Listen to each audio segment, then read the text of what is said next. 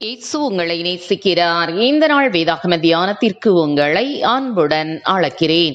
வருத்தப்பட்டு பாரம் சுமக்கிறவர்களே, நீங்கள் எல்லாரும் என்னிடத்தில் வாருங்கள், நான் உங்களுக்கு இளைப்பாறுதல் தருவேன். மத்தேயு 11:28.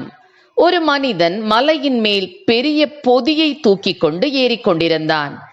ஏற முடியாமல் தள்ளாடி தவித்து சிறிது நேரம் ஓய்வெடுத்துக் கொள்ளலாம் என்று ஓரிடத்தில் அமர்ந்தான்.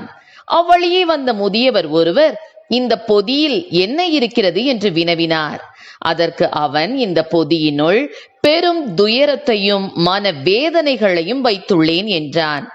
அதை திறந்து அந்த முதியவருக்கு காண்பித்தான். அதற்குள் 2 மூட்டைகளாக பிரித்து கட்டப்பட்டிருந்தது. அவர் மறுபடியும், இது ஏன் 2 மூட்டைகளாக வைக்கப்பட்டுள்ளது என்று கேட்டார். அதற்கு அவன், ஒன்று கடந்த காலம் பற்றியது, மற்றொன்று வருங்காலம் பற்றியது என்றான். ஏன் நீ இன்னும் நடந்து முடிந்த கடந்த காலத்தின் துக்கங்களையும் பாரங்களையும் தூக்கி சுமக்க வேண்டும்? அதை விட்டுவிட வேண்டியதுதானே என்றார் பெரியவர். உடனே அவன் கடந்த கால பாரத்தை விட்டுவிட தீர்மானம் எடுத்தான். அப்புறம் அடுத்த மூட்டையை காண்பித்து, இது எதற்கு என்றார் அந்த முதியவர்.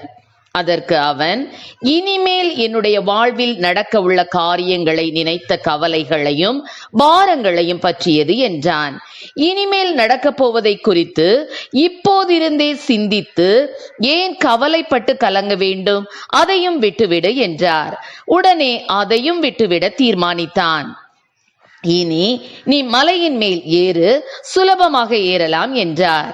அவனும் அவ்வாறே சுலபமாக ஏறி மலை உச்சியை அடைந்தான். ஆம், எனக்கு அருமையானவர்களே, நம்மில் அநேகர் கவலைகளை இறக்கி வைக்க முடியாமல் நாமாகவே தூக்கி சுமந்து கொண்டு பாரத்தோடு இந்த உலகில் அலைந்து கொண்டிருக்கிறோம். அவர் உங்களை விசாரிக்கிறவரானபடியால் உங்கள் கவலைகளை எல்லாம் அவர் மேல் வைத்து விடுங்கள் என்று வசனம் நமக்கு போதித்தாலும், சுமை தாங்கியாக கர்த்தராகிய கிறிஸ்து இருந்தாலும், இல்லை நான் தான் சுமப்பேன் என்று பாறாங்கல் போன்ற கவலையின் சுமைகளை நமது இருதயத்தில் சுமந்து கொண்டு நான் என்ன செய்வேன் என்று கலங்கி தவித்துக் கொண்டிருக்கிறோம். ஆம் பிரியமானவர்களே, இந்த நாட்களில் நாம் எல்லோரும் ஏதோ ஒரு விதத்தில் கவலைப்பட்டு கொண்டிருக்கிறோம். எலியாவை காகத்தை கொண்டு போஷித்த தேவன் நம்மை போஷிப்பது அதிக நிச்சயம் அல்லவா? நாம் இந்த உலகில் வாழும் வரை கவலைகள் நமக்கு இருக்கத்தான் செய்யும். பாரங்களை சுமந்து சுமந்து நாம் களைத்து போகிறோம்.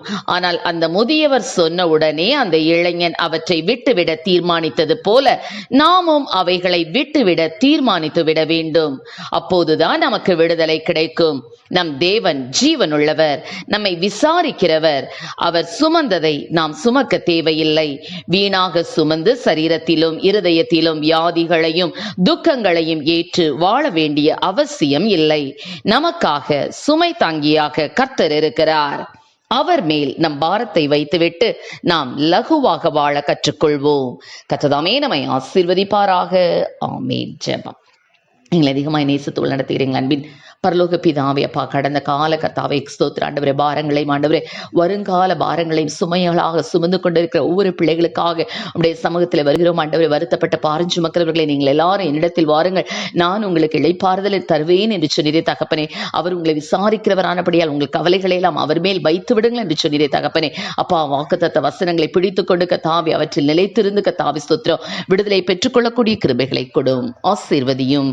இயேசுவின் நாமத்திலே ஜெபிக்கிறோம் நல்ல பிதாவே. ஆமென்.